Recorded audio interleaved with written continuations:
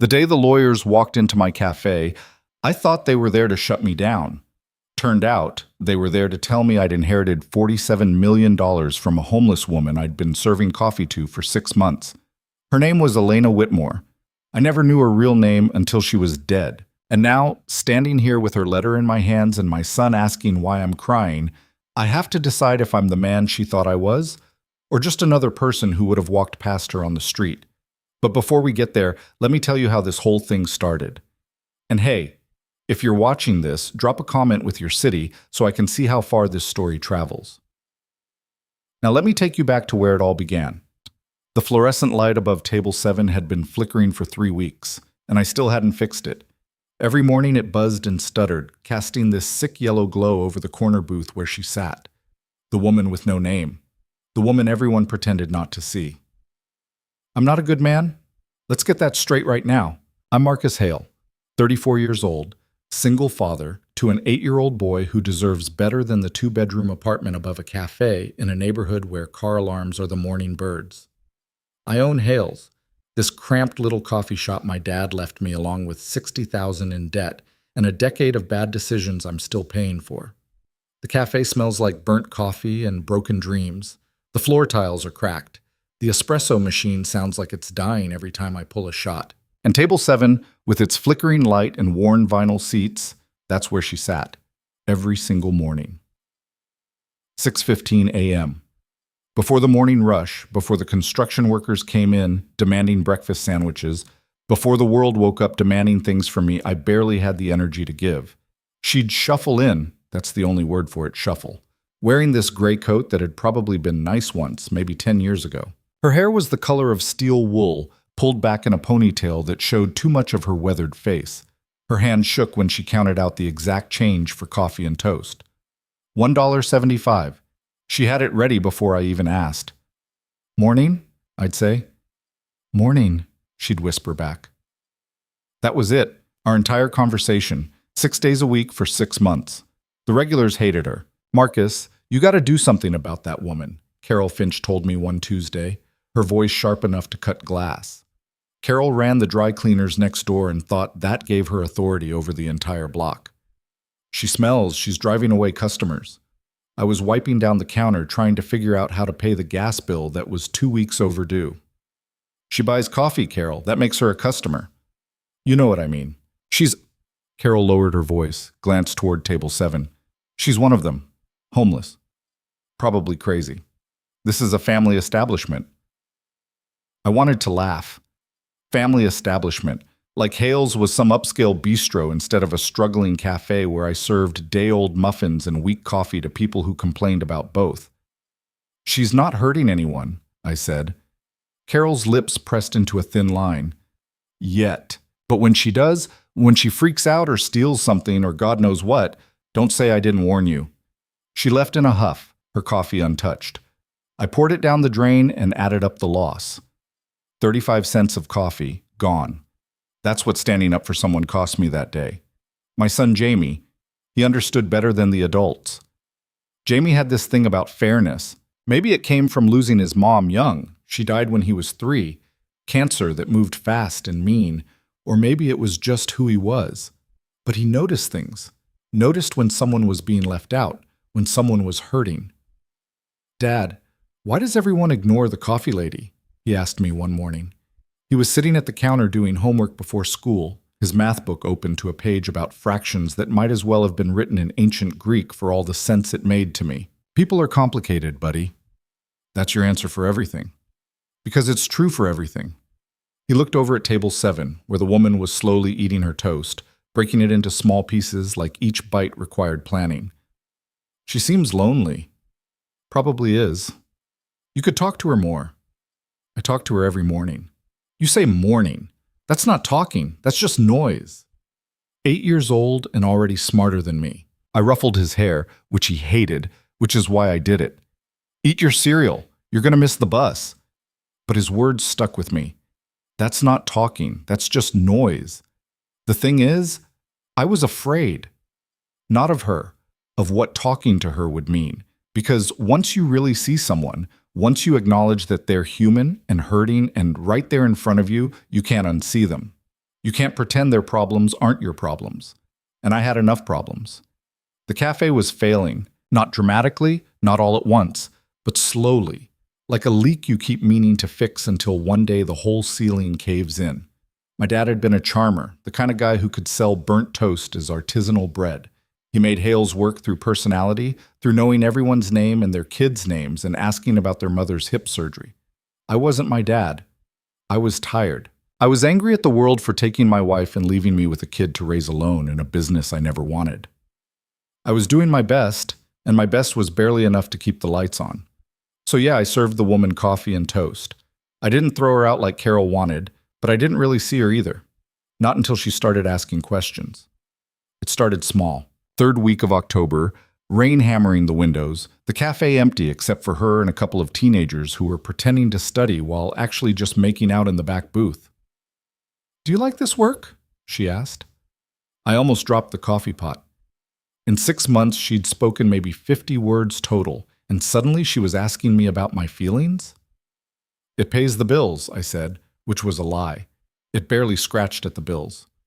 "That's not what I asked." Her eyes were sharp. That surprised me. I'd assumed, we all assume, that people down on their luck are diminished in every way. But her eyes were clear, intelligent, watching me like she could see through the tired excuse I'd given her. "No," I said. "I don't like it." "What would you do instead?"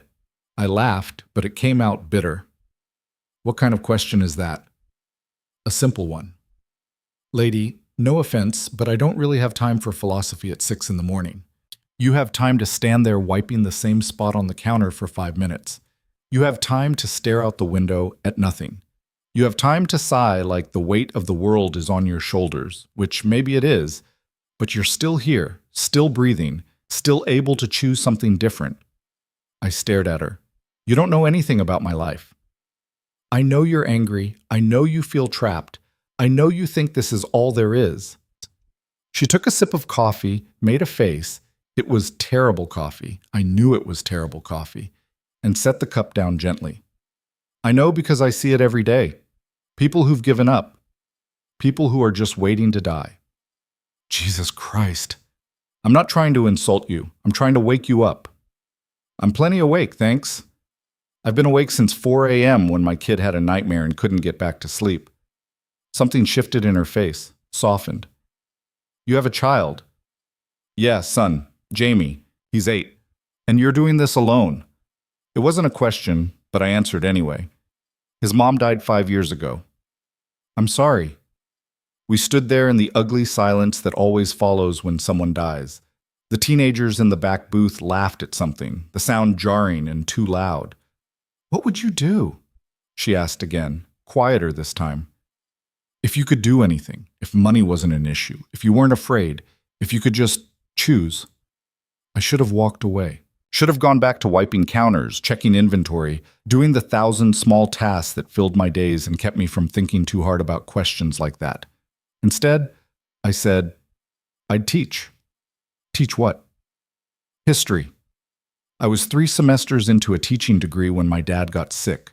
Dropped out to take care of him, and then he died and left me this place. And then Sarah got pregnant, and then I stopped. Doesn't matter. That life isn't happening. Why not? Because I'm 34 years old with a kid and a failing business and no degree. Because I can't afford to go back to school. Because the world doesn't work that way. You don't just get to start over. Don't you? No, you don't. She smiled, and it was sad and knowing and made me feel like I was missing something important. If you say so. That conversation haunted me for days. I caught myself thinking about it while I was serving coffee, while I was helping Jamie with homework, while I was lying awake at 3 a.m. running numbers in my head and watching them refuse to add up to survival. What would you do if you weren't afraid? I started talking to her more after that. Nothing deep, nothing profound. Just talking. She'd ask how Jamie was doing. I'd tell her about his obsession with dinosaurs, about the science project that was due next week that we hadn't started yet because I couldn't afford poster board. He sounds like a good kid, she said. He is. Way better than me. I doubt that. You don't know me. I know you show up every day. I know you haven't kicked me out even though I can see it costs you business. I know you're kinder than you think you are. I didn't know what to say to that. She started leaving things. Small things. A book on Roman history left on table 7 with a note. Thought you might like this. A bag of poster board supplies tucked beside the cash register with no note at all, but I knew they were from her. How is she affording this? I asked out loud one morning, staring at a really nice set of colored markers that had appeared overnight. Jamie shrugged. Maybe she saves up. Maybe. But it bothered me. The math didn't work. She was homeless. Or at least, that's what everyone assumed. Her clothes were worn, her shoes were falling apart. She counted out exact change like every penny mattered. Where was she getting money for gifts? I thought about asking her, decided it was rude, decided it was none of my business, decided I was afraid of the answer. November came in cold and mean, the kind of cold that gets into your bones and doesn't let go. I started keeping the cafe open an extra 30 minutes in the morning just so she'd have somewhere warm to sit. You're losing money, Carol informed me, because Carol made it her job to inform me of every mistake I made. 30 minutes isn't going to kill me. It might. You seen your numbers lately? I had. They were bad. Getting worse. The holidays were coming, which meant Jamie would want presents I couldn't afford, meant people would expect the cafe to look festive when I could barely keep it clean, meant everything would cost more and I'd have less. I'll figure it out, I said. You always say that. And I always do figure it out. Sort of. Mostly. I figured it out the way you figure out how to breathe underwater, frantically, desperately, never quite getting enough. The woman started asking more questions. About Jamie's school, about what he wanted for Christmas, about my dad and how he'd run the cafe. He made it look easy, I told her. People loved him. He had this way of making everyone feel like they mattered, like their problems were his problems. I don't have that. You have your own way. Yeah, the way that's driving the business into the ground. You're still here. Barely. Barely is still here. She had this way of talking that made simple things sound profound, or maybe I was just so tired that everything sounded profound. I was working 70-hour weeks, barely sleeping, barely eating, definitely not taking care of myself in any meaningful way. Jamie noticed. Dad, you look sick. I'm fine, buddy. You're not fine. You're gray. I'm always gray. You're grayer. I looked in the mirror that night. He was right. I looked like death, looked like my father in his last months, all hollowed out and used up. Something had to change. I just didn't know what. The woman asked me one morning, "What's your biggest fear?"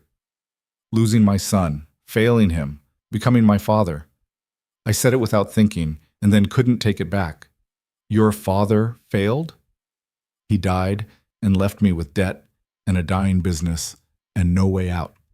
So yeah, he failed. Or he trusted you to carry on something that mattered to him. Same thing from where I'm standing. Is it? I was getting tired of her questions, getting tired of feeling like I was being tested, evaluated, measured against some standard I didn't understand. Look, I appreciate the philosophy lessons or whatever this is, but I've got a cafe to run. Of course, I'm sorry. She wasn't sorry. She was just letting me run away, which somehow made it worse. December hit, and with it came the season of miracles I'd stopped believing in. The cafe was decorated with cheap tinsel because Jamie insisted, even though it looked desperate and sad. People came in complaining about the cold, about their families, about money, about everything. I wanted to scream at them. You think you have problems? You think your life is hard? But I didn't. I smiled. I served coffee. I listened to Carol complain about her sister-in-law, and Dave from the hardware store complain about his back, and teenage kids complain about parents who didn't understand. And through it all, the woman sat at table 7, watching, always watching. What are you looking for? I asked her one morning. The cafe was empty, too early for the rush, too cold for anyone with sense to be out. Excuse me? You're always watching people, watching me. What are you looking for? Kindness, she said simply. Humanity. Evidence that the world isn't completely broken. Found any? Some. Here? In this place? Especially here. I laughed. Then you're not looking hard enough. Or you're not seeing clearly enough. We stared at each other across the gap between the counter and table 7, across the gap between where I was standing and where she was sitting, across some bigger gap I couldn't name. "Why do you keep coming here?" I asked. "Because you don't turn me away." "That's a low bar. You'd be surprised how many places I've been that couldn't clear it." I thought about that a lot, about being someone's low bar, about the fact that basic human decency was rare enough to be remarkable. The week before Christmas, she didn't come in. I noticed immediately. 6:15 came and went, 6:30, 7. The morning rush started and table 7 stayed empty, and I felt this weird panic rising in my chest. "Maybe she's sick," Jamie said. He'd come down early, drawn by some kind of kid radar that sensed when I was upset. Maybe she found somewhere better to go. Maybe. "Are you worried about her?" "I don't know. But I was. I was worried in a way that didn't make sense, because I didn't know her. Didn't know her real name, where she lived, where she came from, why she was alone. 6 months of conversations, and I knew nothing about her except that she asked hard questions and left thoughtful gifts and made me feel like I was failing some test I hadn't signed up for. She didn't come the next day either, or the day after that. Table 7 sat empty, and it felt like an accusation. "You should look for her," Jamie said. "Where?" "I don't know anything about her." "So find out." "It's not that simple." "Why not?" "Because I was afraid. Afraid of what I'd find, afraid of getting involved, afraid of caring about one more thing when I was already drowning in things to care about." "She's probably fine," I said. "Probably just found somewhere else to get coffee." "You don't believe that?" "No, I don't." I started asking around. Did anyone know a woman, older, gray hair, always wore the same coat? Did anyone know where the homeless population hung out, where the shelters were? People looked at me like I was crazy. "Why do you care?" Carol asked. "Because she's a person. She's a homeless person. They come and go. That's what they do." "That doesn't mean I shouldn't care." "It means you're wasting your time." Maybe I was. Probably I was. But I kept looking anyway. In the spare minutes I didn't have, in the energy I couldn't afford to spend. I found nothing. It was like she'd never existed. Like those 6 months had been some kind of dream, and I'd wake up and realize table 7 had always been empty, that I'd been serving coffee to a ghost. Christmas came. Jamie got the presents I'd put on credit cards I couldn't pay off.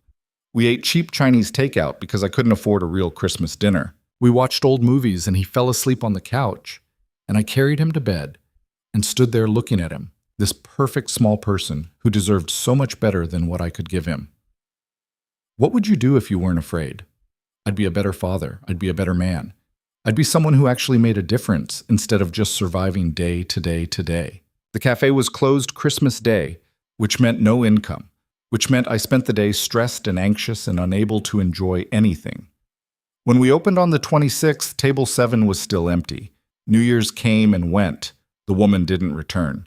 I told myself to stop thinking about her. Told myself it was stupid to miss someone I barely knew, to worry about someone who was probably fine, who was probably just a regular at some other cafe now, asking some other tired owner about their dreams. But I couldn't stop. January dragged by, cold and brutal. The cafe was quieter than usual, people recovering from holiday spending, everyone broke and miserable. I raised prices by 15 cents across the board and lost customers anyway. "You need to do something," Carol said. "I'm trying. Try harder." I wanted to tell her to go to hell. Wanted to tell all of them to go to hell. Every person who came in complaining, every person who demanded more than I had to give, every person who couldn't see that I was drowning. Instead, I smiled. I served coffee, I wiped down tables, and I missed her. The woman with no name. The woman who'd asked hard questions and made me think about things I'd buried. Mid-January, a Wednesday, the morning rush just starting to pick up. I was pulling espresso shots, making small talk with customers, going through the motions. The door opened. It wasn't her. It was 3 men in expensive suits, carrying briefcases, looking completely out of place in my shabby cafe. "We're closed," I said automatically. "We're looking for Marcus Hale," the first one said. My stomach dropped. This was it. Health inspection, fire code violation, something, the final straw that would shut me down for good. "That's me." "We need to speak with you. It's urgent. Is there somewhere private we can talk?" I looked around. The cafe was filling up. Morning regulars were staring. Carol was practically vibrating with curiosity. The office, I guess. It's not much. That's fine. We crowded into the tiny back office, which was really just a converted storage closet with a desk and a filing cabinet that didn't close right. Mr. Hale, the first man said. His name was Richard Sterling, according to the card he handed me. We represent the estate of Elena Whitmore. The name meant nothing to me. Okay. We understand you knew Miss Whitmore, that she frequented your establishment. I don't think so. I don't know anyone by that name. The second man pulled out a photograph, showed it to me. It was her, the woman from table 7. But different, cleaned up, hairstyled, wearing expensive clothes, smiling. I couldn't form words. Who is she? Elena Whitmore, businesswoman, philanthropist, billionaire. Richard Sterling's face was carefully neutral. I'm very sorry to inform you that Ms. Whitmore passed away 8 days ago. The room tilted. I grabbed the edge of the desk. What? She had pancreatic cancer, stage 4. She'd been sick for quite some time. She passed peacefully in hospice care. I don't understand. She was homeless. She was conducting an experiment, Mr. Hale. For the last year of her life, Ms. Whitmore lived anonymously among the city's homeless population. She wanted to see how she would be treated when she appeared to have nothing. She wanted to know if anyone would show her kindness. I sat down hard in the office chair. It squeaked in protest. Out of everyone she encountered, Richard Sterling continued, across 6 different cities, nearly 300 interactions with various businesses and individuals, you were the only one who treated her with consistent dignity and respect. I served her coffee. You served her coffee when others wouldn't serve her at all.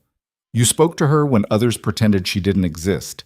You allowed her to stay warm when others threw her out into the cold. You saw her, Mr. Hale. You saw her when everyone else looked away. The third man, who hadn't spoken yet, opened his briefcase, pulled out an envelope. Ms. Whitmore left instructions. She wanted you to have this. He handed me the envelope. My name was on it, written in shaky handwriting I recognized from the notes she'd left with her gifts. My hands were shaking so badly I almost couldn't open it. The paper felt thin between my fingers, like it might disintegrate if I held it too tight. I could hear the cafe outside the office door, the hiss of the espresso machine, Carol's voice asking someone if they'd seen what was happening, the scrape of chairs on tile. Normal sounds. A normal morning. Except nothing about this was normal. Mr. Hale? Richard Sterling's voice came from somewhere far away. Would you like us to give you some privacy? I nodded, couldn't speak, just nodded like some kind of broken bobblehead. They left. The door clicked shut. I was alone with the letter. My hands wouldn't stop shaking.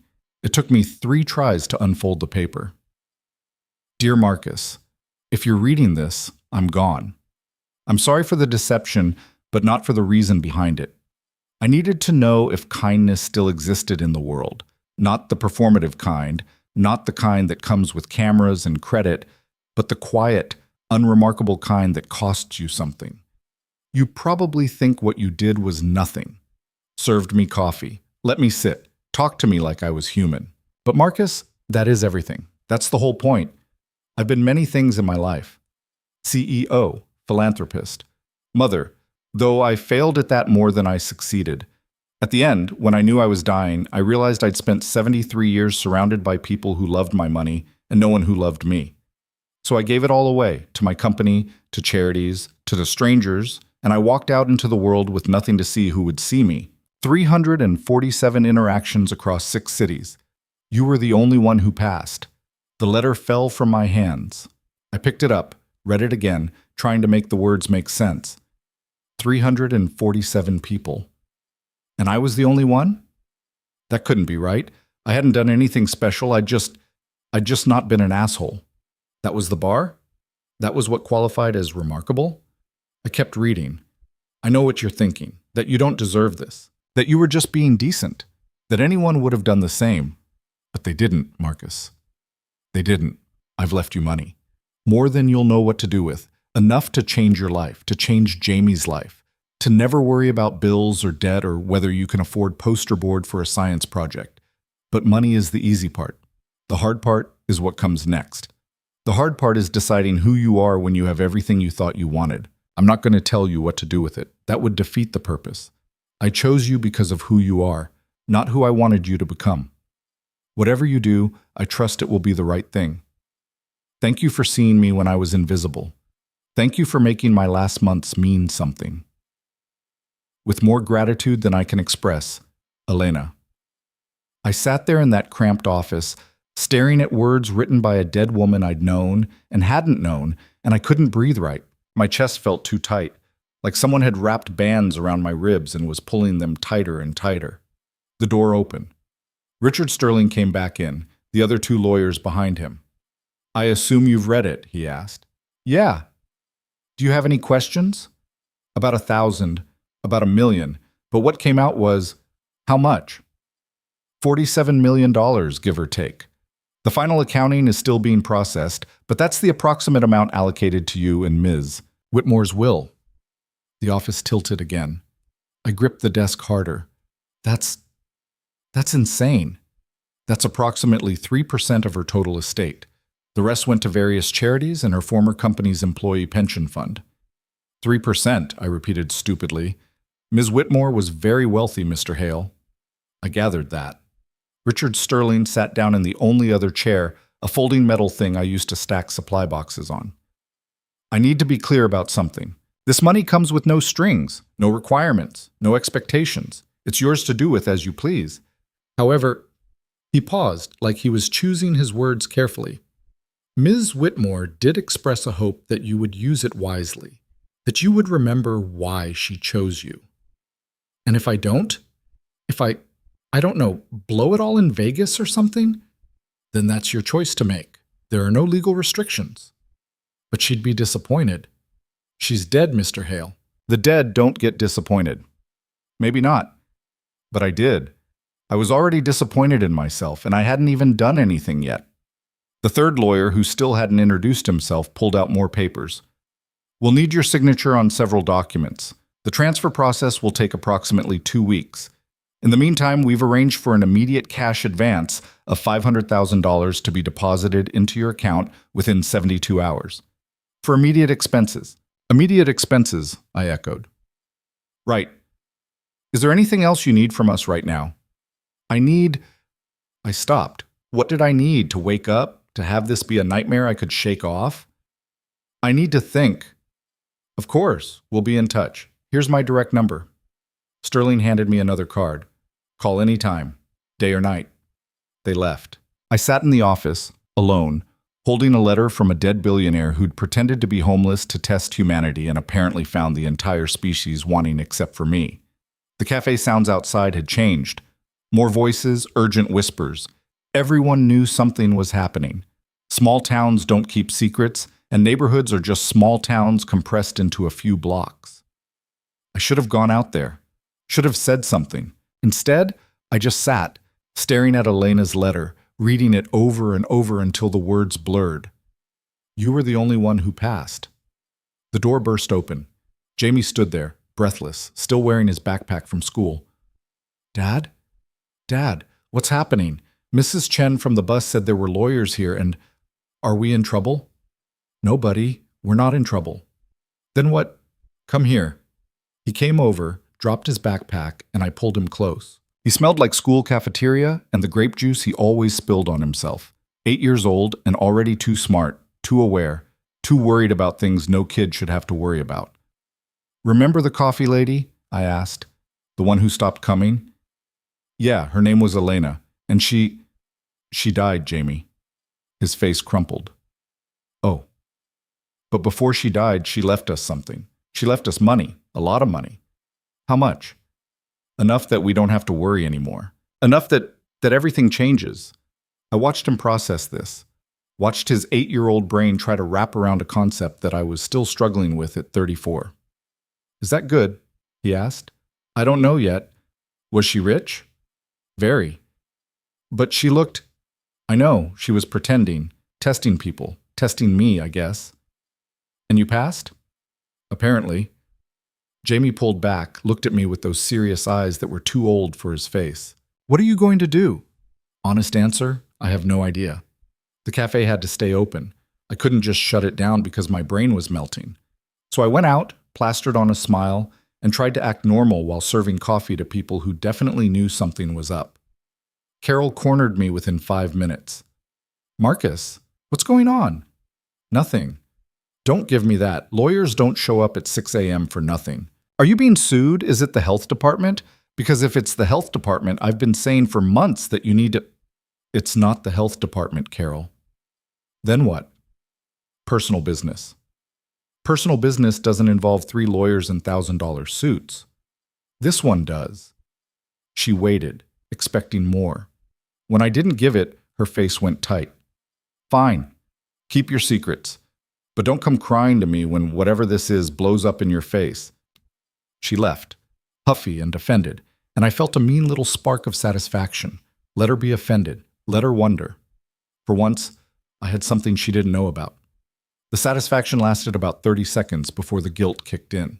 Because Carol, for all her nosiness and judgment, had been there. She'd brought casseroles when Sarah died. She'd watched Jamie when I had to work late. She wasn't a bad person. Just a person. Like everyone else. Like the 346 people who'd failed Elena's test. That thought stuck in my head like a splinter. What would I have done if Elena had walked into someone else's cafe? If I'd been the customer instead of the owner, would I have noticed her? Would I have cared? Probably not. The day dragged on. I went through the motions, made coffee, served food, cleaned tables. Jamie did his homework at the counter, unusually quiet. Customers came and went. The cafe functioned exactly like it always did, except everything was different. Around 3 p.m., Dave from the hardware store came in for his usual afternoon coffee. Hey, Marcus, you look like hell. Thanks, Dave. Really needed to hear that. Seriously, you okay? You seem off. Just a weird day. Yeah, anything you want to talk about? Did I? Did I want to tell Dave? Good old Dave who complained about his back but showed up anyway, who gave me discounts on supplies I couldn't afford, who'd been a regular since my dad ran the place, that I was suddenly rich, that a woman he'd probably ignored had changed my entire life? Nah, just tired. You're always tired. You need a vacation. Can't afford it. The lie came automatically. Except it wasn't a lie anymore, was it? I could afford it now. I could afford anything. The thought made me nauseous. Dave left. More customers came. The afternoon rush, such as it was. I kept working, kept moving, because stopping meant thinking, and thinking meant drowning in questions I couldn't answer. At 5, I flipped the sign to closed. Jamie looked up from his homework. Can we talk now? Yeah, we can talk. We sat at table 7. Her table. It felt right and wrong at the same time. So we're rich now? Jamie asked. Looks like it. How rich? Really rich. Like, can we get a pool rich? We live in an apartment, buddy. A house, then, with a pool. Maybe. Maybe? He looked at me confused. Why maybe? If we have the money. Because money doesn't fix everything. It fixes not having money. He had me there. Fair point. So what's wrong? Why do you look sad? I didn't know how to explain it. How do you tell your 8-year-old that you're terrified of becoming someone different? That you're afraid money will poison you, change you, turn you into one of those people who stop seeing the people serving their coffee? The lady who left us this, I said slowly. Elena. She was testing people. Testing to see who would be kind when there was nothing to gain from it. And you were kind. I just served her coffee. That's not nothing, Dad. You always say that. Just coffee, just toast, just being decent. But it's not just anything. It matters. When had he gotten so wise? When had my kid become the one teaching me lessons? The thing is, I continued, she gave me this money because of who I was when I didn't have it. And I'm scared that having it will change me, make me someone who wouldn't have passed her test. Jamie thought about that. So don't change. It's not that simple. Why not? Because money changes things, buddy. Changes how people see you, how you see yourself. Changes what's possible and what matters. And I stopped. I was spiraling. I don't want to screw this up. Then don't. If only it were that easy. That night, after Jamie went to bed, I sat in the dark kitchen and opened my laptop. Googled Elena Whitmore. The search returned hundreds of results, pages and pages of articles, photographs, profiles. There she was, Elena Whitmore, CEO of Whitmore Industries, net worth estimated at $6 billion. Elena Whitmore, accepting a humanitarian award. Elena Whitmore at charity galas, ribbon cuttings, business conferences. I scrolled through images. Young Elena, sharp and beautiful in expensive suits. Middle-aged Elena, commanding boardrooms. Older Elena, softer around the edges but still formidable. And nowhere, in hundreds of photographs, did I see the woman who'd sat at table 7 drinking bad coffee and asking me about my dreams. One article caught my eye, an interview from 3 years ago. When you have money, Elena had said, people treat you differently. They're nicer, more accommodating, more willing to overlook your flaws. But it's hollow. You're never sure if they're responding to you or to what you can give them. Sometimes I wonder what it would be like to walk through the world with nothing and see who still sees you as human. I read that line 5 times. She'd been planning this. Maybe not the specifics, but the idea. The test. She'd wanted to know if kindness still existed in a world that commodified everything. And apparently, it barely did. 347 interactions, 1 pass. The weight of that settled over me like a blanket soaked in ice water. I kept reading, found her obituary. It was straightforward, respectful, gave no hint of her final year. Elena Whitmore, 73, passed away peacefully after a battle with pancreatic cancer. She is survived by her daughter, Catherine Whitmore Hall, and 3 grandchildren. In lieu of flowers, donations may be made to the Whitmore Foundation for Homeless Advocacy. She had a daughter, grandchildren, a whole life I knew nothing about, and she'd spent her last month sitting in my shabby cafe, testing me. I closed the laptop, sat in the dark, tried to figure out what the hell I was supposed to do now. The 72 hours Richard Sterling mentioned crawled by like 72 years. I kept expecting someone to call and say it was a mistake, a prank, a misunderstanding. Kept expecting to wake up and find it was just a dream brought on by stress and cheap whiskey. But on the 3rd day, my phone buzzed. A text from my bank. Deposit, $500,000. I stared at the screen until the numbers stopped making sense. $500,000. The immediate advance. The for immediate expenses money that was more than I'd make in 10 years running the cafe. Dad? Jamie's voice from the doorway. You okay? Yeah, I'm okay. You're crying. I touched my face. He was right. Happy crying. It's fine. Did the money come? Some of it? How much is some? I showed him the text, watched his eyes go wide. That's real? He whispered. That's real.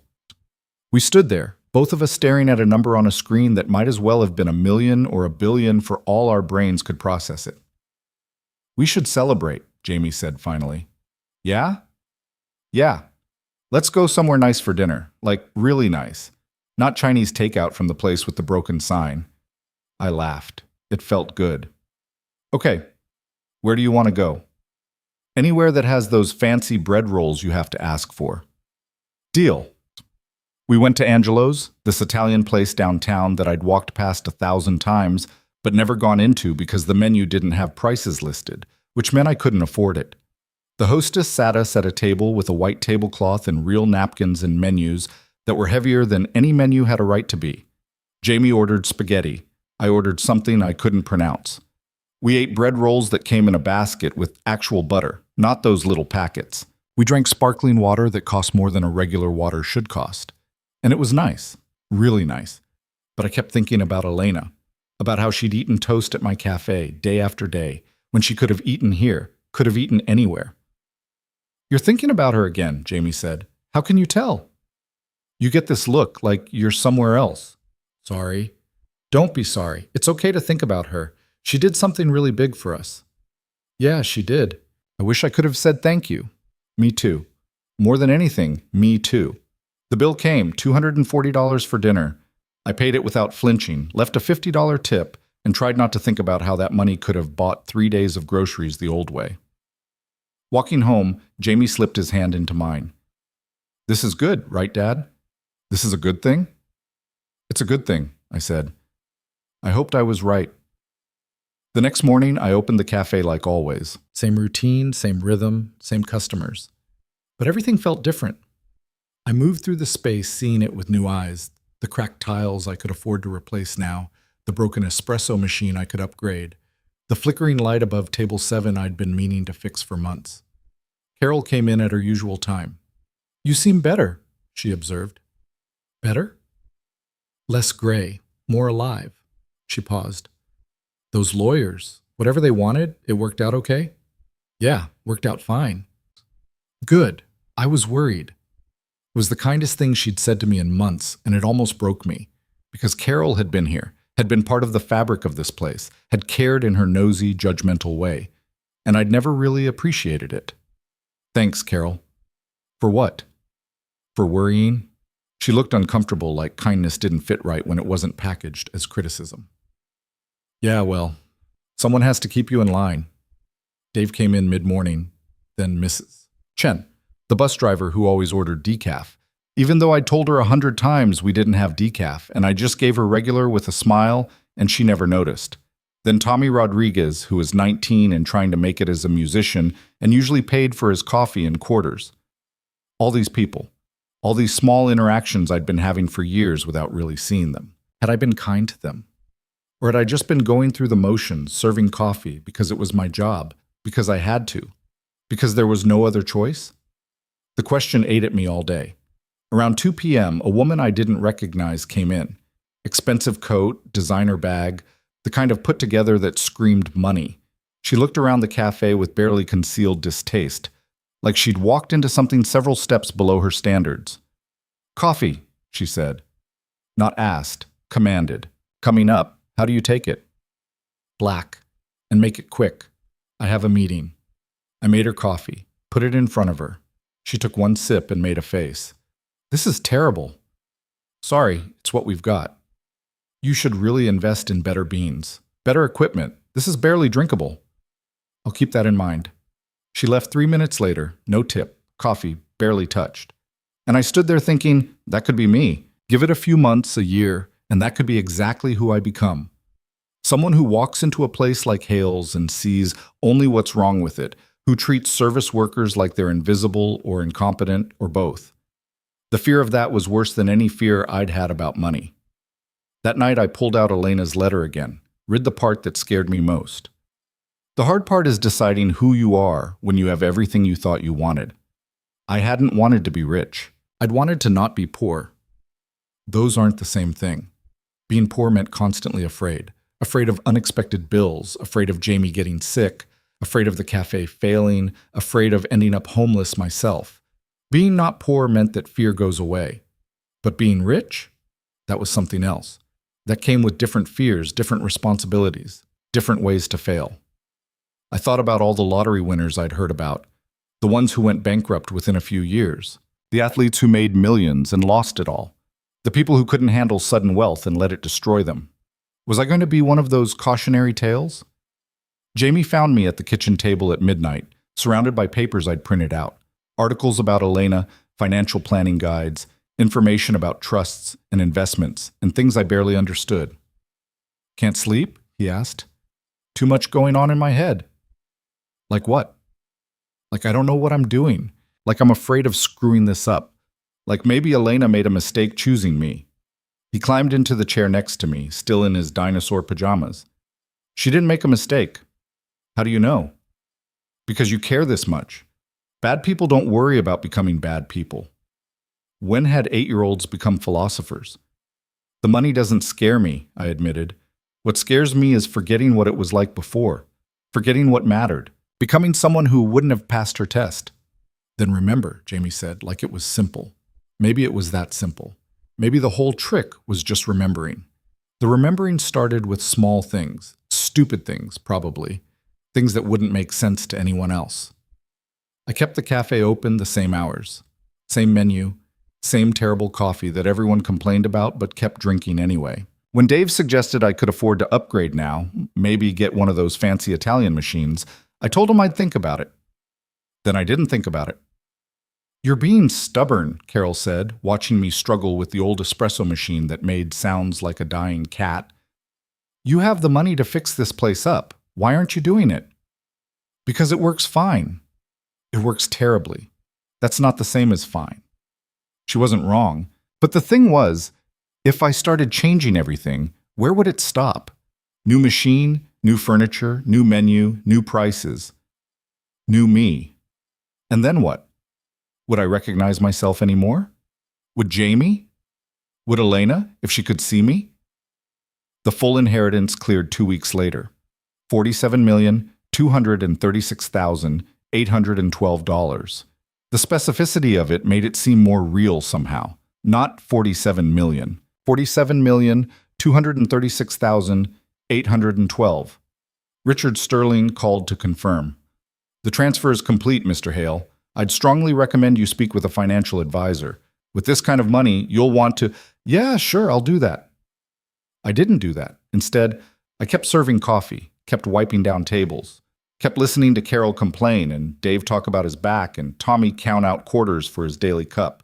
Dad, you're avoiding, Jamie said one night. He was doing that thing where he sounded older than 8, where I forgot for a second that he was supposed to be the kid and I was supposed to be the adult with answers. Avoiding what? Deciding. About the money. About what you're going to do. I'm doing what I've always done. That's avoiding. He was right. I'd been in a holding pattern for 3 weeks now, pretending like nothing had changed when everything had changed. The cafe was still losing money. My money now, not borrowed money, but still. I was still working 70-hour weeks, still stressed, still tired, still running on empty. The only difference was I didn't have to anymore. That night, after Jamie went to bed, I pulled out Elena's letter again. I'd read it so many times the creases were starting to tear. One phrase kept jumping out at me. I trust it will be the right thing. She'd trusted me. A woman who'd tested 347 people and found them all wanting, except me, she'd trusted me to know what the right thing was. What if I didn't? What if I screwed this up so badly that I wasted everything she'd given me, everything she'd believed about me? My phone rang. Unknown number. I almost didn't answer. Mr. Hale? This is Catherine Whitmore Hall, Elena's daughter. I sat up straighter like she could see me through the phone. Oh, hi. I'm sorry for your loss. Thank you. Her voice was cool, controlled. Nothing like Elena's had been. I wanted to reach out personally. I understand my mother left you a substantial portion of her estate. She did. I'll be honest with you, Mr. Hale. I was surprised, shocked, actually. My mother and I weren't close, but I thought I knew her. Apparently I didn't. I didn't really know her either. No, I suppose you didn't. None of us did, it seems. Pause. She left me a letter, too, explaining what she'd done. The experiment, she called it. Testing humanity. It sounds insane. Yeah, it kind of does. But that was her, always looking for meaning, for proof that the world wasn't completely rotten. She was disappointed a lot. I didn't know what to say to that. Catherine continued. I'm not calling to contest the will, if that's what you're worried about. I have more than enough, and frankly, if my mother wanted to give her money to a stranger who served her coffee, that was her choice. I'm calling because I want to understand. What was it about you? What did she see? Nothing special. I didn't throw her out. I talked to her like she was a person. That's it? That's it. She laughed, but it wasn't a happy sound. That's what passed for remarkable in her test? Basic human decency? That's depressing. Yeah, it kind of is. Are you going to use it wisely? The money? I don't know yet. At least you're honest. Another pause. My mother wrote that she believed in you, that you reminded her of someone she used to be before the money complicated everything. I hope she was right. Me too. Don't waste it, Mr. Hale. Don't waste what she gave you. If you do, then she died believing in something that doesn't exist, and that's... Her voice cracked. That's too sad to bear. She hung up before I could respond. I sat there holding the phone, thinking about Elena's daughter who'd called a stranger in the middle of the night to make sure her mother's faith wasn't misplaced. thinking about how money had complicated everything for Elena, and now it was complicating everything for me. The next morning, I did something I should have done weeks ago. I called a financial advisor, not one of the fancy ones Richard Sterling had recommended. They scared me with their downtown offices and minimum investment requirements, but a guy named Phil Martinez who worked out of a strip mall office between a nail salon and a tax preparation service. 47 million, Phil said, writing it down like he dealt with numbers like that every day. Maybe he did. Okay, first question. What do you want? I don't know. Not helpful. Try again. I want to not screw this up. Better. What does screwing it up look like? I thought about that. Becoming someone I wouldn't recognize, forgetting what mattered, wasting it on stupid stuff. And what does success look like? I don't know that either. Phil leaned back in his chair. He was maybe 50, with gray in his beard and glasses that sat crooked on his face. Here's what I tell all my clients. Whether they've got 47 million or 47,000, money is a tool. That's it. It's not good or evil, not going to save you or damn you. It's just a tool. The question is, what do you want to build with it? That's the problem. I don't know. Then figure it out. I can help you preserve it, invest it, make it grow, but I can't tell you what you want your life to look like. That's on you. I left his office with a stack of paperwork I didn't understand and a headache that felt like someone was driving nails into my skull. What did I want? The question followed me around for days. I'd be making coffee and think about it, helping Jamie with homework and think about it, lying awake at 3 a.m. definitely thinking about it. What did I want? Not the cafe. I'd already admitted that to Elena. I'd never wanted the cafe. It was my dad's dream, not mine. I'd been trapped by obligation and debt and circumstances, running a business I hated because it was all I had. Except now it wasn't all I had. I could sell it, walk away, never make another cup of terrible coffee again.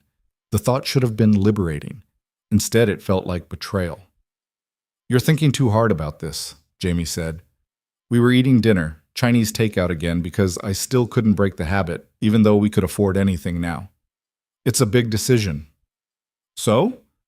Big decisions are still just decisions. You pick something and see what happens. When did you get so smart? I've always been smart. You just don't usually listen. He was right about that too. That weekend, I did something I hadn't done in 5 years. I closed the cafe for a day, put up a sign that said closed for personal reasons, and took Jamie to the museum. Not the free museum, not the one with the suggested donation that I'd always suggested $0 for.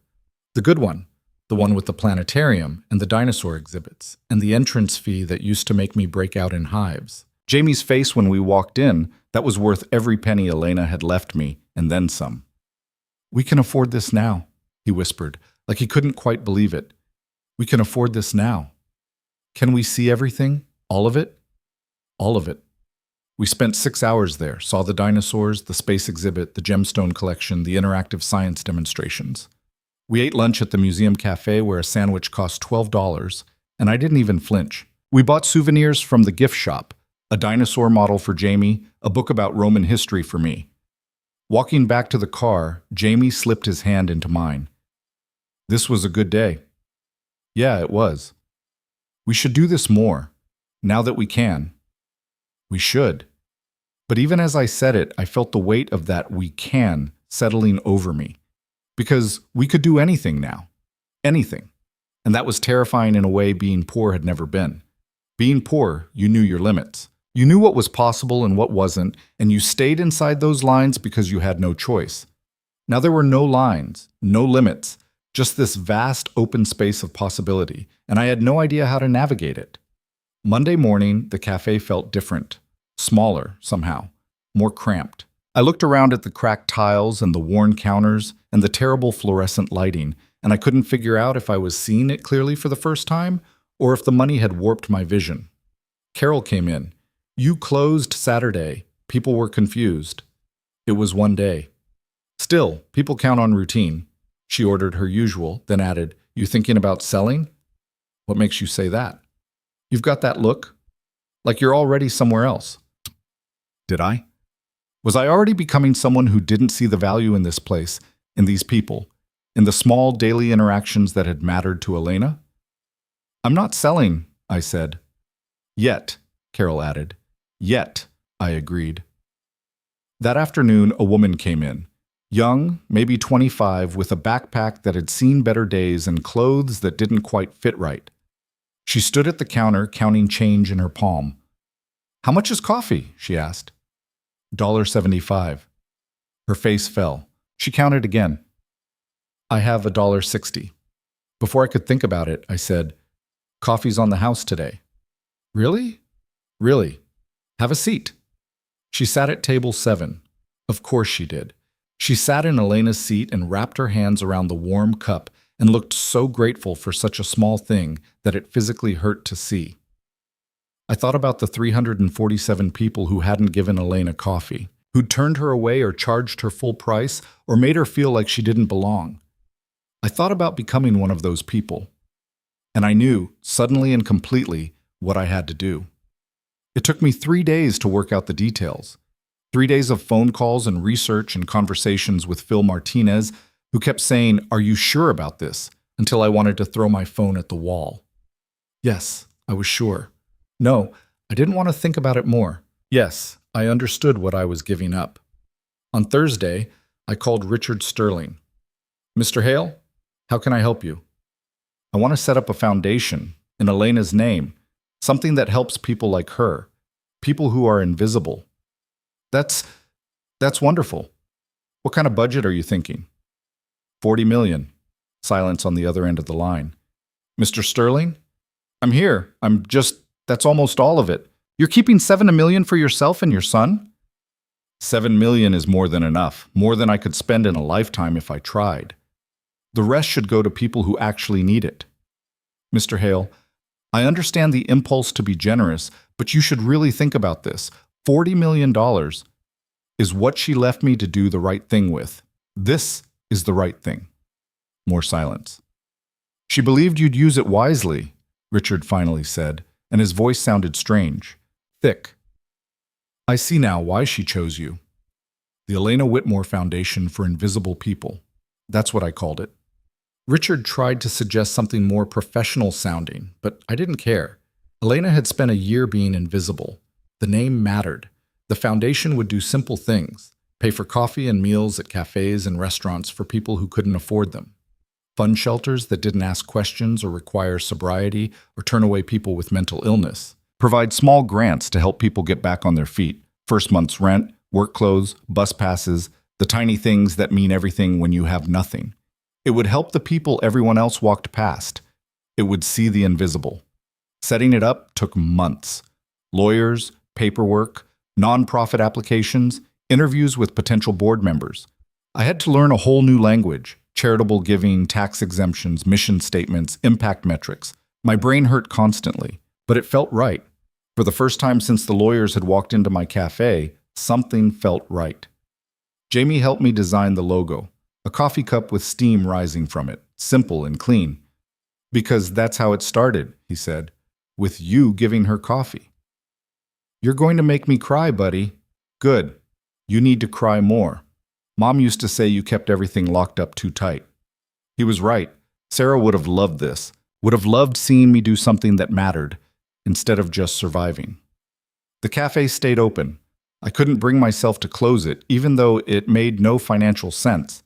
Instead, I hired more staff, 3 people who needed jobs and didn't have perfect resumes, who understood what it meant to need a chance.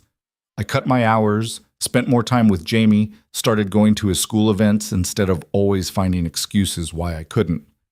I fixed the fluorescent light above table 7. That one hurt. Hurt to replace the thing that had marked Elena's spot, that had flickered and buzzed through every conversation we'd had. But I couldn't leave it broken. She wouldn't have wanted that. Carol noticed. Place looks better, less depressing. Thanks, Carol. Your enthusiasm is overwhelming. I'm serious. You're taking care of things. About time. She didn't know about the foundation yet. Nobody did except Phil and Richard and the lawyers. I wanted to keep it quiet, launch it properly, do it right. But word got out anyway. Small towns, remember? A lawyer's secretary mentioned something to her husband, who mentions it to his brother, who comes into the cafe asking if it's true I'm starting a charity. How did you... Never mind. Yeah, it's true. That's really something, Marcus. Your dad would be proud. Would he? I wanted to think so. Wanted to believe that somewhere, somehow, he and Sarah and Elena were all watching and approving. But I didn't believe in that kind of thing. Dead was dead. They were gone, and I was here, trying to figure out how to honor them by not being terrible. The foundation launched in June, 6 months after Elena died. 6 months after 3 lawyers walked into my cafe and changed everything. We did a small ceremony, nothing fancy. Just a plaque outside the cafe, a few words from Richard Sterling, some local press coverage. I talked about Elena, about her test, about the 347 people who failed and what that meant. She wanted to know if kindness still existed, I said, reading from notes because I was terrified of forgetting something important.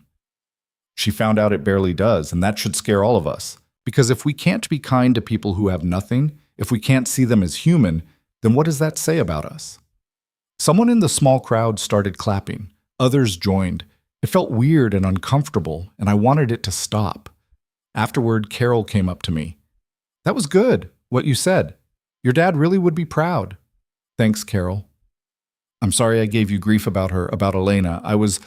She stopped, looked uncomfortable. I was one of the people who wanted you to throw her out. I know. I'm sorry. It's okay. It's not okay. But thank you for saying it is.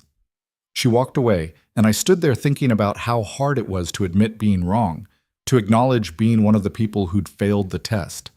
Carol had done that, had looked at herself honestly, and not liked what she saw. Maybe that was the real test. Not whether you got it right the first time, but whether you could admit when you got it wrong and try to do better. The foundation grew faster than I expected.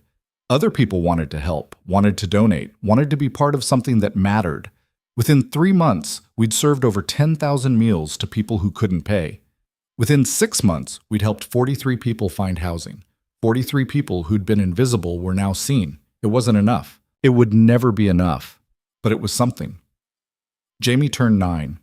We had his birthday party at the cafe, invited his whole class, served pizza and cake, and made a mess that took hours to clean up. He wanted one gift more than anything else. I want to help with the foundation, he said. Like, really help. Not just design stuff. I want to do what you do. You're 9. So, I can still help people. Yeah, you can. We started volunteering together at the shelters the foundation funded. Jamie would talk to people, ask them about their lives. Listen in a way most adults never bothered to. He had Sarah's gift for making people feel seen. This kid of yours is special, one of the shelter directors told me. You're raising him right. I'm trying. Mostly he's raising himself. That's what all the good parents say. A year after Elena died, I went to visit her grave. Brought flowers. Felt stupid about bringing flowers because what do flowers mean to someone dead, but brought them anyway. The headstone was simple. Just her name and dates and one line, she saw clearly. I stood there trying to figure out what to say to a dead woman who'd changed my life. I hope I'm doing okay, I finally said. I hope this is what you wanted. I'm trying to be the person you thought I was. Some days I am, some days I'm not. But I'm trying. The wind picked up, cold for September. I pulled my jacket tighter. Thank you, I said, for trusting me. For seeing something in me I didn't see in myself. My voice cracked. For making me matter. I left the flowers and walked back to my car, where Jamie was waiting. You okay, Dad? Yeah, I'm okay. She'd be proud of you, of what you did with the money. You think? I know, because you didn't waste it. You didn't become someone different. You just became more you. More me. I liked that. Liked thinking I hadn't changed so much as grown into something I'd always had the potential to be. We drove home, and I thought about the 347 people who'd failed Elena's test. Wondered if any of them knew. Wondered if they'd care if they did. Wondered how many tests I'd failed in my own life. How many invisible people I'd walked past before Elena sat down at table 7 and made me actually see. The cafe was busy when we got back. A Saturday afternoon rush. People crowded around tables, the sound of conversation and laughter and life. I saw the new staff handling it well, saw Carol at her usual table reading a newspaper, saw Dave coming in for his afternoon coffee. And at table 7, Elena's table, sat a young man I didn't recognize. Worn jacket, nervous eyes, counting change in his palm. I walked over. "Coffee's on the house today." "Really?" "Really. Have a seat." He sat down, wrapped his hands around the warm cup, and looked so grateful it hurt. And I knew Elena was right. Kindness did still exist. You just had to choose it over and over, even when it cost you something. Especially when it cost you something. That was the real test. Not passing it once, but choosing to pass it every single day. The young man at table 7 stayed for 2 hours. Didn't talk much, just nursed his coffee and stared out the window like he was waiting for something that might never come.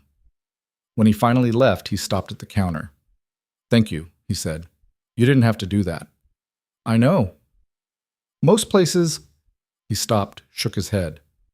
"Most places don't." "I know that too." He left, and I watched him walk down the street until he disappeared around the corner. Wondered where he'd go, where he'd sleep tonight, if he had anyone waiting for him anywhere. Wondered if I'd see him again, or if he'd vanish like Elena had, one day just gone with no explanation and no way to find him. Jamie had been watching from his usual spot at the counter. "You're doing it again." "Doing what?" "The thing she did, testing yourself." "I'm not testing myself." "Yeah, you are. Every time someone comes in who looks like they're struggling, you watch yourself to make sure you don't fail. To make sure you're still the person she thought you were." He was too smart. Way too smart for 9 years old. Is that a bad thing? I don't know. Maybe. Seems like a lot of pressure. It was pressure, constant grinding pressure to be better than I was, kinder than came naturally, more aware of people I'd normally tune out. Some days it felt like walking around with weights strapped to my chest. Other days it felt like the only thing keeping me from floating away into nothing. The foundation kept growing. By the end of the 2nd year, we'd expanded to 3 cities. By the end of the 3rd, we were in 10. Small programs, nothing massive, but enough to make a difference.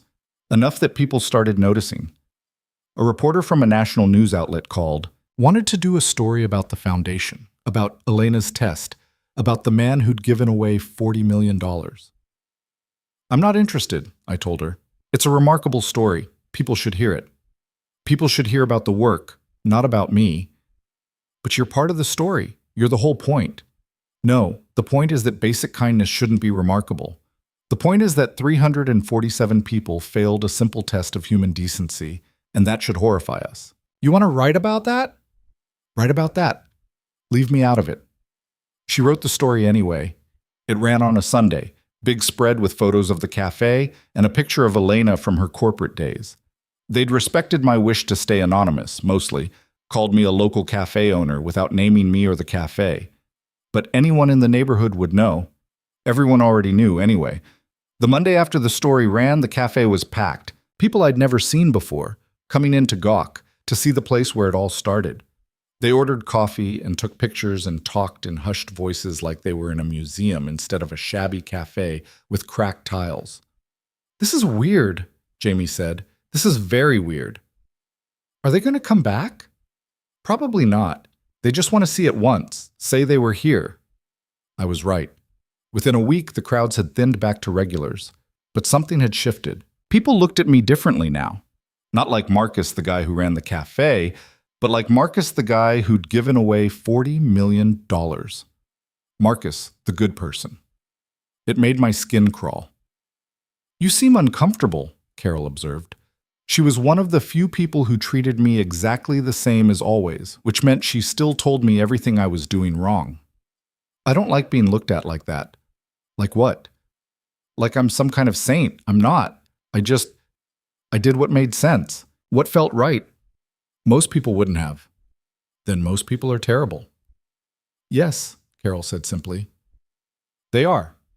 Present company included sometimes. You think I don't know I failed her test? I told you to throw her out. I was cruel.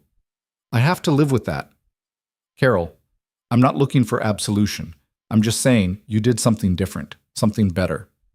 Accept that it was good without torturing yourself over whether you deserve the credit. She left before I could respond. Left me standing there thinking about deserving credit and whether good deeds counted if you did them because you were terrified of being exposed as not good. The foundation work got harder as it got bigger. More people meant more needs, more complications, more failures. We couldn't help everyone. Had to make choices about who got funding and who didn't, who was deserving, that word again, and who was gaming the system. I hated making those decisions. You can't save everyone, Phil Martinez reminded me during one of our quarterly meetings. The $7 million I'd kept for myself had grown to almost $9 million through basic investing, which felt obscene when people were sleeping on streets. I know I can't save everyone, but I should be able to help more than this. You're helping thousands of people. That's not nothing. It's not enough. It's never going to be enough. That's not a reason to stop trying. He was right. But knowing he was right didn't make the weight any lighter.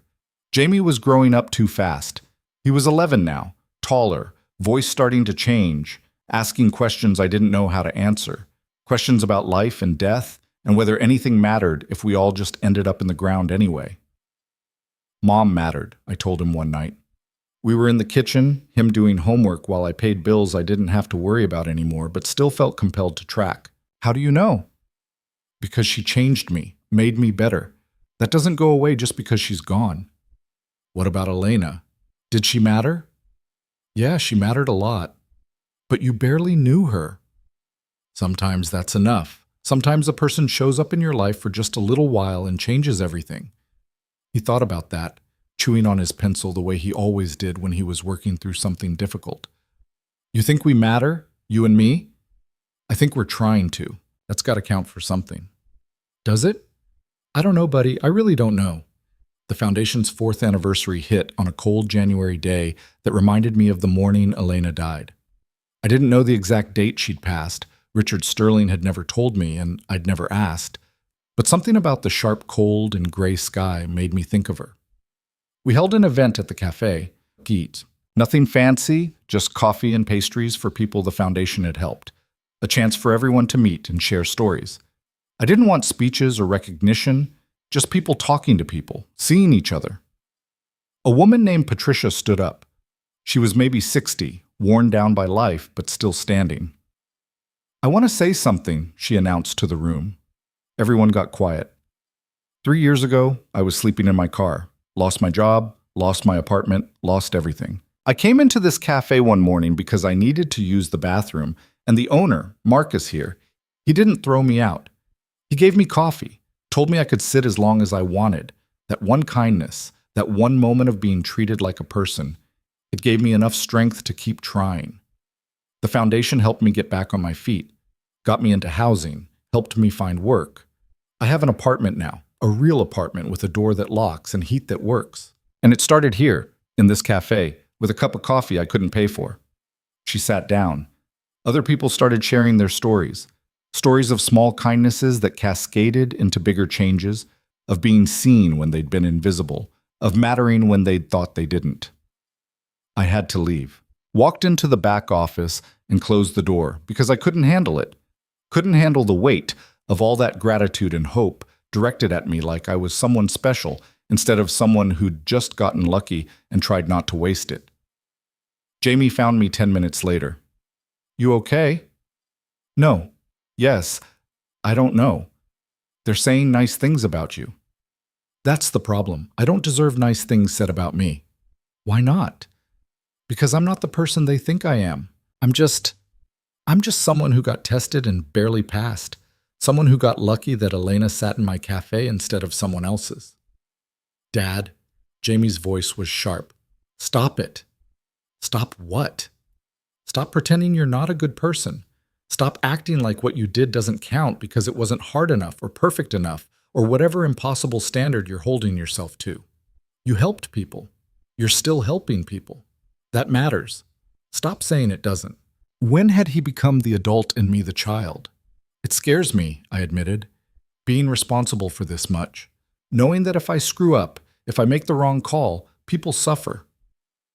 That's true whether you have the Foundation or not. People always suffer when people screw up.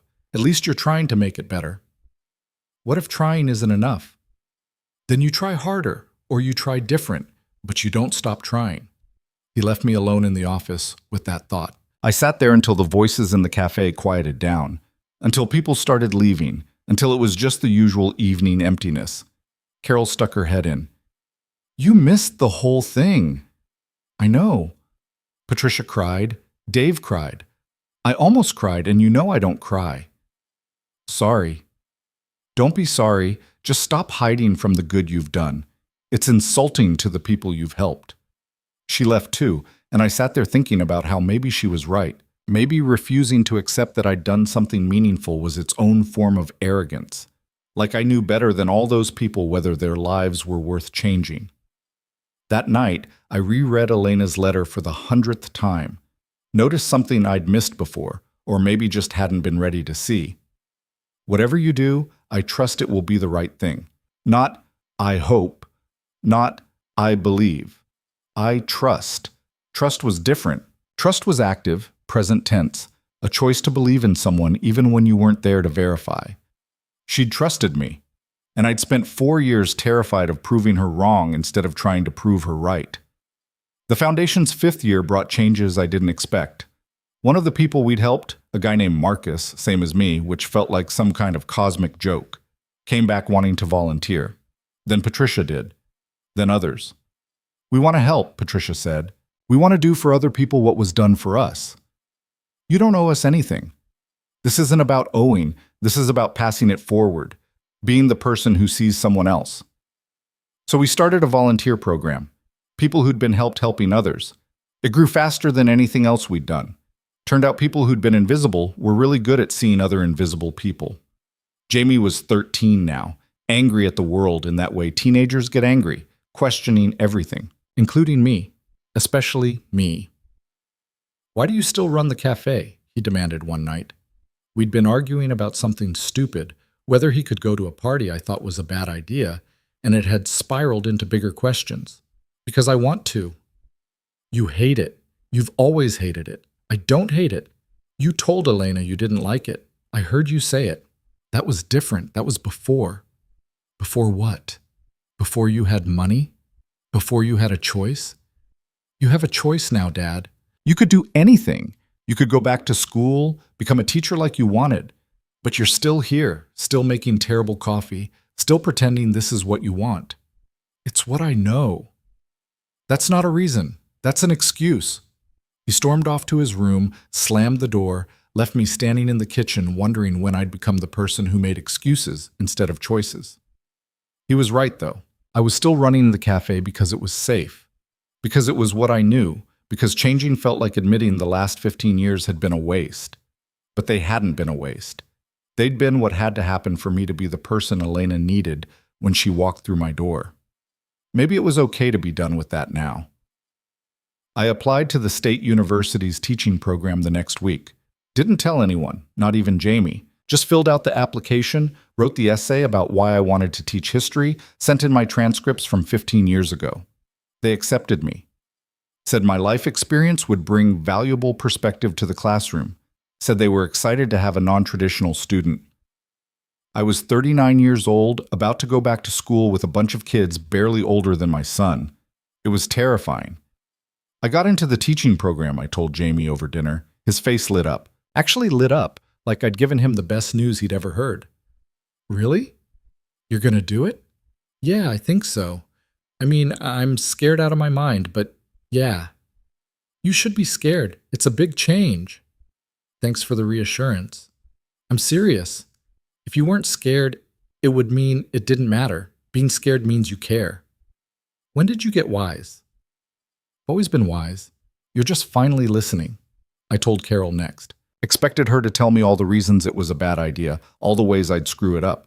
Instead, she just nodded. Good. You'll be good at that. Better than this. She gestured around the cafe. I'm selling the place. Or maybe just closing it. I haven't decided. Don't close it. Sell it to someone who'll love it the way your dad did. Let it keep being what it's supposed to be. And what's that? A place where people matter. Where someone like Elena can walk in and find someone like you. We put the cafe on the market in August. It sold in 3 weeks to a young couple who had big dreams and no money, who reminded me of myself 15 years ago, except they actually wanted to run a cafe. "We'll take care of it," the woman promised. Her name was Amy, and she had her husband's hand gripped tight like she was afraid if she let go, the whole dream would disappear. "I know you will. We heard about what you did here, about the foundation. We want to keep that going. The free coffee for people who need it, the seeing people. We want to do that." "Then you'll do fine." The last day at the cafe hit harder than I expected. I thought I'd be relieved, happy to move on. Instead, I felt like I was amputating part of myself. Carol came in early. "I brought something." She handed me a folder. Inside were newspaper clippings, photos, receipts. A timeline of the cafe's life under my father, then under me. "Thought you might want this, a record of what this place was." "Carol, My voice broke. "Thank you." "You're welcome. Now stop crying. You're making this harder than it needs to be." Dave came in. Then Tommy, who wasn't 19 anymore but 24, and actually making it as a musician now. Then Mrs. Chen and a dozen other regulars who'd become part of the fabric of my life without me noticing. They'd organized a goodbye party, brought food and decorations and stories about my dad, about me, about the cafe, and all the small moments that had happened here. "This place saved my life," Tommy said. He was holding a guitar, like he might play something but hadn't decided yet. "When I was 19 and stupid and convinced I'd never make it, you gave me a place to sit and dream. Didn't charge me full price, even though we both knew I could have paid it eventually. Let me believe I mattered when I was pretty sure I didn't." "You did matter. You do matter." "I know that now. Took me a while, but I know it. Because you saw me. Same way you saw Elena." He played a song he'd written about the cafe, about Table 7, about a woman no one saw except one tired guy who decided kindness was worth more than convenience. It was good. Really good. Good enough that I cried again, and Carol pretended not to notice. Jamie was crying too. "I'm gonna miss this place." "Me too, buddy. But you're doing the right thing, moving forward. Being who you're supposed to be instead of who you think you have to be. You're wise beyond your years, you know that?" "Yeah, I've been told." The cafe closed at 5 p.m. We locked the doors, turned off the lights, walked out for the last time. Amy and her husband would take over tomorrow, start their own story in this space where so many stories had already happened. I stood on the sidewalk, looking back at the place that had been my prison and my salvation and my testing ground all at once. "You okay?" Jamie asked. "Ask me tomorrow." But I was okay. Scared and sad and relieved and hopeful all at once, but okay. Teaching was harder than I expected and easier than I feared. The students were young and cynical and brilliant and exhausting. They asked questions I couldn't answer, challenged things I thought were settled, made me defend positions I'd never examined. I loved it. "You're good at this," the department head told me after my first semester. "Your students actually care about what you're teaching. That's rare. I just try to make it matter. Make them see why history isn't just dead people doing dead things. Whatever you're doing, keep doing it." The foundation kept growing. We hired a full-time director, someone who actually knew what they were doing, instead of a guy making it up as he went along. I stayed on the board but stepped back from day-to-day operations. "You built something that works without you," the new director said. "That's the whole point." "Is it?" "Yeah. If it can't survive without you, then you didn't build an organization. You built a dependency. This is sustainable. This is real." Real. The foundation was real. My teaching was real. My relationship with Jamie, better now than it had been in years, was real. Maybe I was real too. Not the person I'd pretended to be, not the person I was afraid of becoming, but someone in between. Someone flawed and trying, scared and hopeful, failing and succeeding in roughly equal measure. Someone human. 5 years after Elena died, I went back to her grave. Brought flowers again, still felt stupid about it, brought them anyway. "I sold the cafe," I told her, started teaching. "The foundation's doing good work, really good work. Jamie's 15 now, which is terrifying, but he's a good kid, better than I deserve." The wind was cold. Late October, leaves falling, the smell of winter coming. "I think I'm doing okay," I continued. "Not perfect. I still screw up, still make wrong calls, still have days where I wonder if any of this matters. But I'm trying. That's got to count for something, right? Silence. Just wind and falling leaves and the weight of everything I wanted to say to someone who couldn't hear it. Thank you, I said finally, for seeing me when I couldn't see myself, for trusting me when I didn't trust me. I stopped, started again, for mattering, for making me matter, for showing me that maybe the whole point of being alive is just seeing each other, really seeing each other. I left the flowers and walked back to my car. Jamie was waiting, scrolling through his phone like teenagers do. You good? He asked without looking up. Yeah, I'm good. Can we get burgers on the way home? Sure. We drove through the city, past the place where the cafe used to be, now successfully run by Amy and her husband, who were doing exactly what they'd promised, keeping it a place where people mattered. Past the shelters and the soup kitchens and the small invisible corners where the foundation was doing its work. Past all the lives being lived in the spaces between notice and neglect. And I thought about Elena, testing humanity and finding it mostly wanting, but not entirely. Not entirely. That had to be enough. The burgers were greasy and perfect, eaten in the car because Jamie said restaurants felt too formal after visiting a cemetery. His logic didn't make complete sense, but I understood it anyway. Some days you needed to sit in a parking lot eating food that was bad for you, not thinking too hard about mortality or meaning or whether you were doing enough with the life you'd been given. Tell me something about Mom, Jamie said between bites. He asked this sometimes, usually when he was processing something heavy, like he needed to remember where he came from before he could figure out where he was going. What do you want to know? Something you haven't told me before. I thought about that. 5 years since Sarah died, and there were still thousands of stories I hadn't shared, small moments that had mattered to us but might mean nothing to anyone else. She used to talk to plants, I said. Had this whole garden on our fire escape, and she'd talk to them every morning, tell them about her day, ask them how they were doing. I made fun of her for it once, and she said plants deserve kindness too. Everything that's alive deserves to be seen. That's where you got it from. Got what? The seeing people thing. That wasn't you, that was her. I'd never thought about it that way, but he was right. Sarah had seen people, had stopped to talk to homeless veterans and tired waitresses and anyone who looked like they needed someone to notice them. I'd found it annoying sometimes the way she'd make us late because she was deep in conversation with a stranger at the bus stop. Yeah, I said, that was her. So you didn't pass Elena's test. Mom did. You just remembered what she taught you. Does it matter where kindness comes from? No, I guess not. We finished our burgers in silence. Jamie wadded up his wrapper, missed the trash can by 6 feet, got out to pick it up because Sarah had taught him that too. You clean up your own mess, you don't make more work for people who already have enough. I want to do something, he said, getting back in the car. With the foundation, something big. Like what? I don't know yet, but something that matters, something Elena would approve of. You've got time to figure it out. Do I?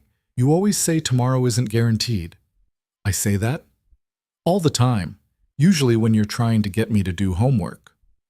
Fair point. We drove home, and I thought about legacy, about what we leave behind when we're gone, whether it's money or memories or just the small ways we changed people without meaning to. The teaching got easier my second year, or maybe I got better at it. Hard to tell the difference sometimes. My students still challenged me, still made me defend positions and question assumptions, but I started to enjoy it instead of feeling threatened by it. One student, a kid named Marcus, the universe really loved that joke, stayed after class one day. Can I ask you something personal? He asked. Depends on how personal. The foundation, the Elena Whitmore Foundation. That's you, right? You're the guy from the story. I should have known someone would figure it out eventually. The article had been vague about details, but not vague enough that a determined person couldn't connect the dots. Yeah, that's me. Why'd you give it all away?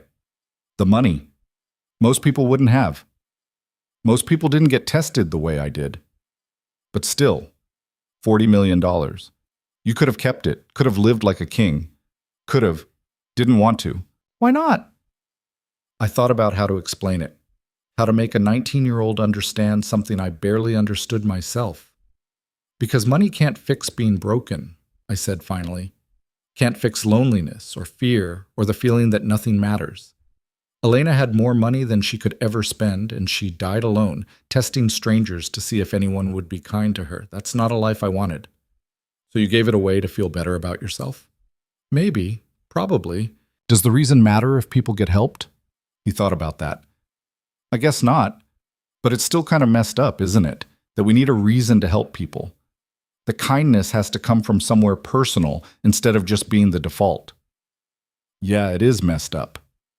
Do you think it'll ever change? Do you think we'll ever get better? I don't know. Ask me again in 20 years. He left and I sat at my desk thinking about that question. Would people get better? Would kindness become default instead of exceptional? Would we ever live in a world where a woman like Elena could walk through it with nothing and be treated with dignity? Probably not. But maybe that wasn't the point. Maybe the point was trying anyway. The Foundation's 7th anniversary brought unexpected news. Catherine Whitmore Hall called me directly. First time we'd spoken since that initial conversation years ago. Marcus, I hope I'm not interrupting. Just grading papers, always happy to be interrupted from that. I wanted to let you know about something. I've decided to donate a substantial amount to the Foundation, $15 million. I almost dropped the phone. What? Why?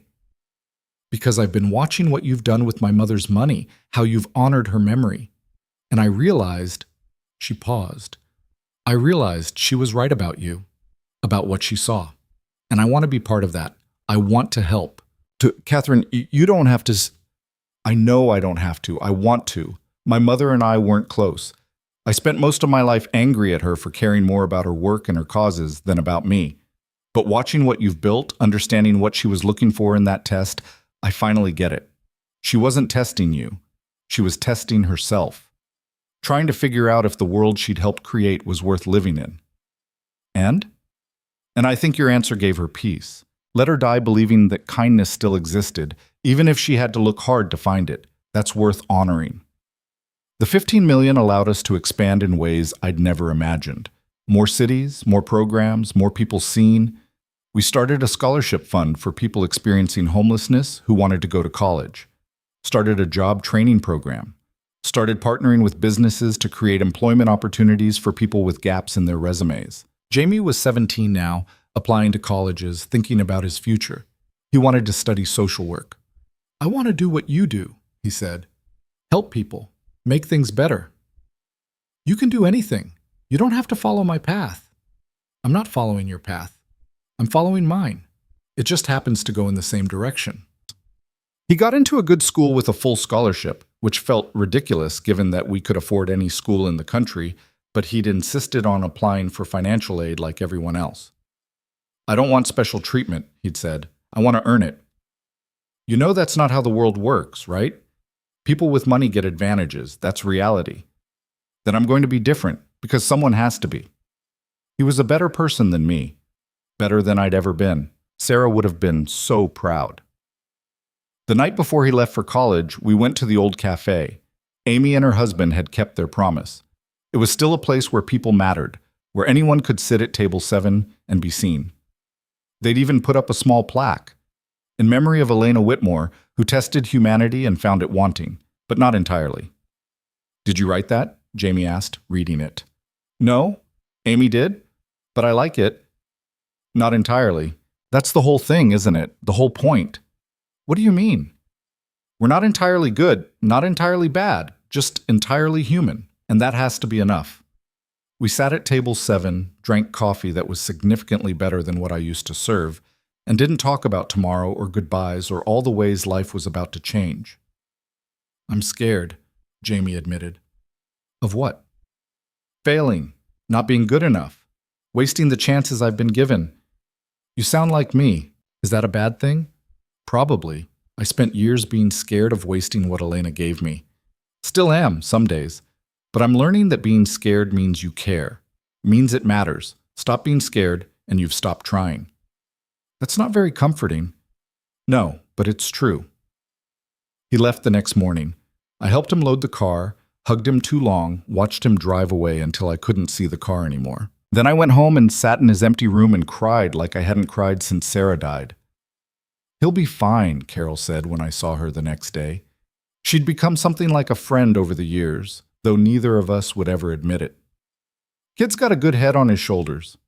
I know, doesn't make it easier. It's not supposed to be easy. If it was easy, it wouldn't mean anything. Everyone was a philosopher now. The Foundation's 10th anniversary fell on a cold January morning that reminded me, as cold January mornings always did, of Elena. A decade since she'd died. A decade since 3 lawyers had walked into my cafe and changed everything. We held a big event this time, couldn't avoid it. The Foundation was too big now, had helped too many people, made too much of a difference. Local politicians wanted to speak. News outlets wanted to cover it. Everyone wanted to attach themselves to the story of the woman who tested humanity and the man who passed. I hated every second of it. But I stood on the stage anyway, looking out at a crowd of hundreds of people whose lives had been changed by Elena's money and her trust in me, and I tried to figure out what to say. 10 years ago, I started. A woman walked into my cafe. She was invisible, not literally. She was right there, sitting at table 7, ordering coffee and toast, but invisible in the way people become when society decides they don't matter. When we decide that someone's worth is determined by what they own or what they can give us. The crowd was quiet. I kept going. Elena Whitmore tested 347 people. Business owners, service workers, random strangers on the street. She walked through 6 cities looking for kindness, for basic human decency, for evidence that the world wasn't completely broken. And 346 people failed. 346 people looked at her and saw nothing worth seeing. I paused, looking at the faces in the crowd. Patricia was there. The first Marcus. Tommy. Amy and her husband, Catherine Whitmore Hall, sitting in the front row with tears on her face. All these people who'd been touched by one woman's desperate need to know if kindness still existed. I didn't do anything special, I continued. I served her coffee. I talked to her like she was human. I didn't throw her out when other people wanted me to. That's it. That's all it took to pass her test. And that should terrify us. Because if basic decency is so rare that it's worth $47 million, what does that say about the world we've built? Someone in the crowd started clapping. Others joined. It built into applause that felt too big for what I'd said. Don't applaud me, I said, loud enough to be heard over the noise. Applaud Elena. Applaud every person who's taken what this foundation gave them and used it to build a better life. Applaud every volunteer who sees someone invisible and decides they matter. Applaud yourselves for being here, for caring, for trying to be better than the 346 people who failed. The applause continued. I stepped off the stage, done with speeches, done with being the face of something that was never really about me. Jamie called that night. Saw the video of your speech. It's going viral. Of course it is. You looked uncomfortable up there. I was extremely uncomfortable. But you said good stuff, important stuff. Thanks, buddy. I'm proud of you, Dad, for what you did, for who you are. I had to stop talking for a second, had to breathe through the tightness in my chest. I'm proud of you too, I managed. Your mom would be so proud. Think Elena would be? Yeah, I think she would. After we hung up, I pulled out her letter one more time.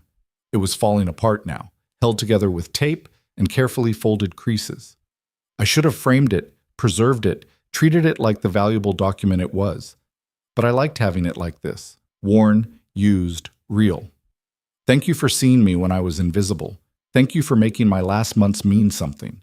I'd read those lines hundreds of times, but tonight, for the first time, I really heard them. She hadn't been thanking me for the coffee, or the conversation, or even the kindness. She'd been thanking me for letting her matter, for giving her proof, in her final months, that the world she was leaving behind wasn't entirely broken. That was the real gift, not the money she'd left me, but the meaning she'd found before she died. And I'd spent 10 years trying to honor that. 10 years trying to be worthy of her trust. 10 years scared of failing, of wasting it, of becoming someone who wouldn't pass her test. Maybe it was time to stop being scared.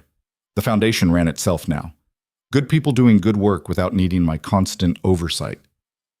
Jamie was thriving at school, calling every week with stories about classes and friends and the social work internship he'd started. My teaching evaluations were solid. Not amazing. I still challenged students too much, expected too much critical thinking, assigned too much reading, but solid. I was okay. More than okay.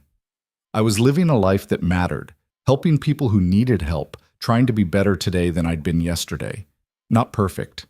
Never perfect. But trying. One spring morning, I stopped by the old café. Just to sit at table 7 one more time, drink coffee, remember? A young woman was already sitting there, college age, backpack covered in patches, counting change in her palm with that specific look of someone calculating whether they have enough. I walked up to the counter. Amy was there, older now, grayer, but still with that same bright energy. Marcus, haven't seen you in a while. Been busy. Listen, the woman at table 7, already taken care of. Coffee's on the house. That's the rule, remember? Anyone who sits at that table and can't pay, we cover it. Good. That's good. I ordered my own coffee, paid full price, left a $20 tip, sat at a different table and watched the young woman at table 7 drink her coffee like it was the best thing she'd ever tasted. Someone walked past her without looking. Then another person. She was invisible to them, just like Elena had been invisible, just like thousands of people were invisible every day to the people walking past them. But Amy had seen her, had given her coffee without judgment, had made her matter. The test was still happening. Every day, in every interaction, people were being tested on whether they could see the invisible, whether they could choose kindness when it cost them something.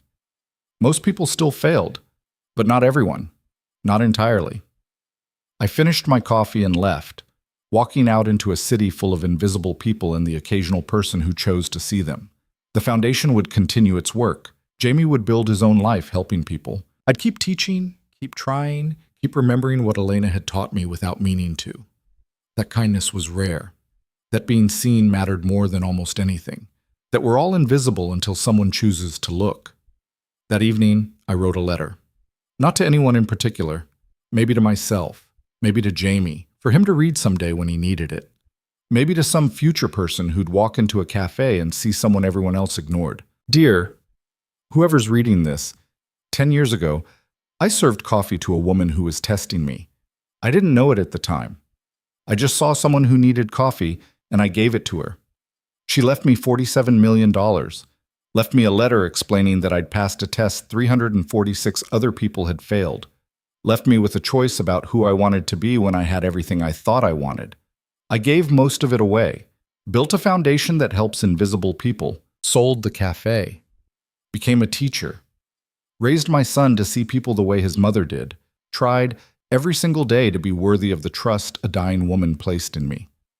Some days I succeeded, some days I failed. Most days I did a little of both. And I learned something important. It's not about being perfect. It's not about never failing the test. It's about taking the test seriously, about caring enough to try. 347 people were tested. Most failed, but one person passed. And that was enough to give Elena Whitmore peace before she died. Enough to prove that kindness still existed, even if you had to look hard to find it. If you're reading this, you're probably being tested too. Maybe you don't know it. Maybe you'll never know. But someone is watching how you treat the server who gets your order wrong, the homeless person asking for change, the invisible people who surround you every day. Choose to see them. Choose kindness. Not because it'll get you $47 million, it won't, but because being seen is the most basic human need, and giving that to someone costs you almost nothing while meaning almost everything. The world is still broken. People still fail the test every day. Most people walk past the invisible without even noticing. But not everyone. Not entirely. And that has to be enough. Marcus Hale. I sealed the letter and put it away.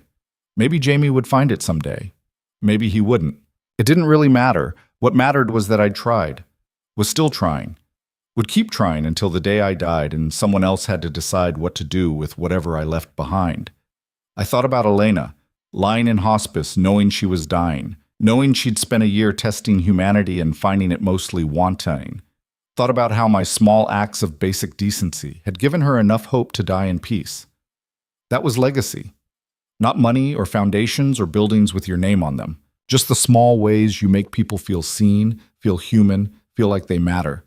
I picked up my phone and called Jamie. Hey, Dad? What's up? Nothing. Just wanted to hear your voice. You okay? Yeah, I'm good. Really good. Just thinking about your mom, about Elena, about how lucky I am to have had people in my life who taught me how to see. That's weirdly sentimental for a Tuesday night. I'm allowed to be sentimental sometimes, I guess. Hey, I got a call from the foundation. They want me to do an internship this summer, work with the housing program. What'd you tell them? I said yes, obviously.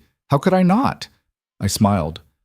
You couldn't. It's in your blood now. The seeing people thing. Can't get rid of it, even if you wanted to. Would you want to? Get rid of it?